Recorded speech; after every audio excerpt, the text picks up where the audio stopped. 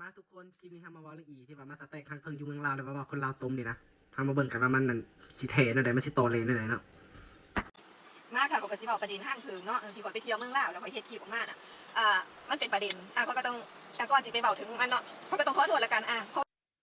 แต่ขนาดมันขอโทษมันก็ยังบ่สลดแล้วมันขอโทษแบบหน้าตาซื่อหั่นนะแบบขอโทษแบบคนมันบ่จริงใจหั่นนะสิเจ้าฮู้บ่เราก็คิดแต่ว่ามันเป็นคำที่ผู้เฒ่าเขาเจ้าบอกมาว่าอันนี้ละเขาว่าไปเมืองลาวถ้าเกิดว่าบ่ถึงลาวตรงนี้มันมาบ่ฮอดเด้เขาบางทีเขาก็เว้าไปจังซั่นเขาก็บ่ได้มีเจตนาว่าหรือที่มันว่าผู้เฒ่าผู้แก่บ้านมันหั่นนะว่าคันไปเมืองลาวนะบ่ถือคนลาวต้มนี่ถือว่าไปบ่ฮอดเมืองลาวแสดงว่า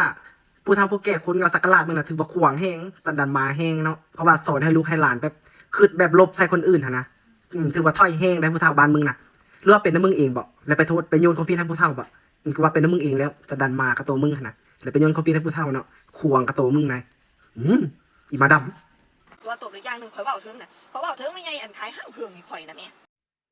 แล้วมึงบอกว่ามึงบอกใส่อันไม่ใหญ่ขายห้างเพิ่งอันนั้นนะมึงคือบอกว่าแต่ที่แล้วว่ามึงบอกใส่ไม่ใหญ่ขายห้างเพิ่งนั้นเป็นอย่างมึงต้องใช้คำว่าคนลาวมาเมืองลาวคำว่าถือคนลาวต้มถือว่าบ่ฮอดลาวอันนี้บ่ฮู้ว่ามึงเว้าความจริงหรือว่ามึงแถเนาะกลัวมึงต่อแลหลายกว่าผิดก็ว่าผิดบ่ต้องมาอันสรรหาคำสวยหรูแบบมาให้ตัวเองดูดีดอกมึงหาจงใจเว้าใส่คนลาวนี่ล่ะมึงหันนั่นคิดลบอีสันดันมาอีควายอีดอกทองอีตะไลสังเย็ดแล้วก็เปลี่ยนใบตองนั่นล่ะก็คิดว่าเป็นของข้างคืนข้างยังหลายมื้อล่ะเพราะว่าเราก็แต่ละมื้อเราก็สิเปลี่ยนใบตองนั่นแหละมาว่าซั่นเถาะอุ่นมาว่าซั่นเถาะล่าสุดมันฮู้ว่าเราเปลี่ยนใบตองใหม่ได้สวยมันเก่งมันแสดงว่าเคยเป็นแม่ค้ามาก่อนนี่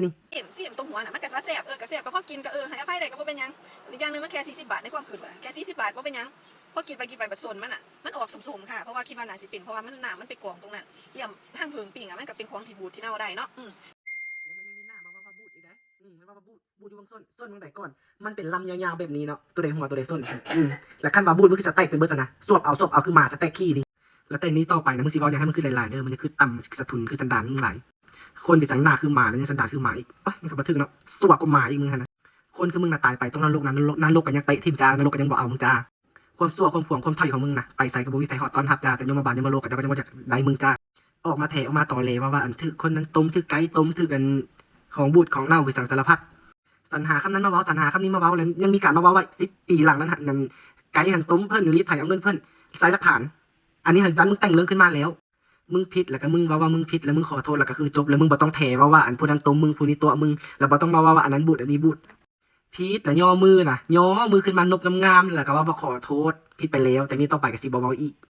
แล้วก็คือจบแล้วบ่ต้องเทว่าอันทั้งเพิ่งน่ะบูดแล้วก็อันไก่น่ะต้มตัวมึงบ่ต้องเทบ่ต้องเว้าไปนั้นมันแห้งแต่กันพิษตื้มอีสันดันมากูว่ากูสิปล่อยผ่านแล้วเรื่องนี้กูว่ากูสิบ่เว้าแล้วแต่กูก็อดเว้าบ่ได้อันคลิปตัวที่2มื้อนี้นะแต่มันมึงเป็นตาสร้างหลายสันดานมามึงอีควายดอกทองจะไล่สังเย็ด